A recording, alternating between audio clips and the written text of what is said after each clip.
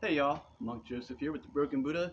This is going to be a continuation of the S.O.S series, or Survivors of Schizophrenics, in the S.O.S Shorts series.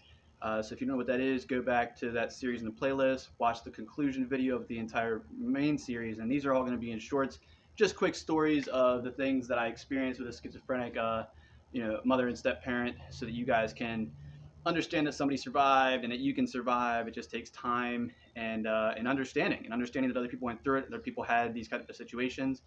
So today I'm going to talk about my brother's dad dying. So my two half brothers' dad died. I want to say I was like um, 9 or 10, and the I'm gonna paint the picture. My brother's dad had been dying for a very long time of a really nasty, rare form of cancer, disfigured his head and everything. It was very horrible. And my brothers, when were obviously distraught when this happened. And the schizophrenic moment occurred with my stepdad when I cried out of empathy for my brothers. My brothers were upset. I was 10. I got upset too.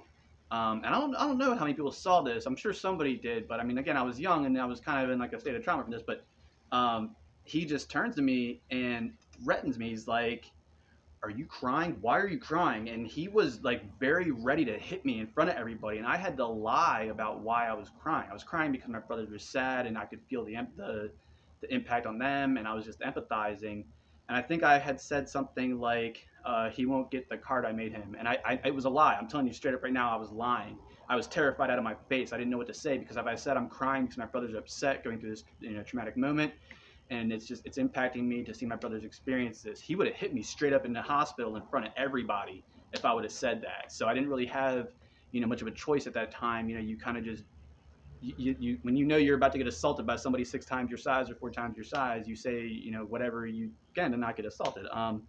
And who knows? Maybe I should have been honest, and then he would have finally gone to jail, and then I wouldn't have had to deal with it the rest of my life. But the reality is, I didn't. He didn't, and here we are.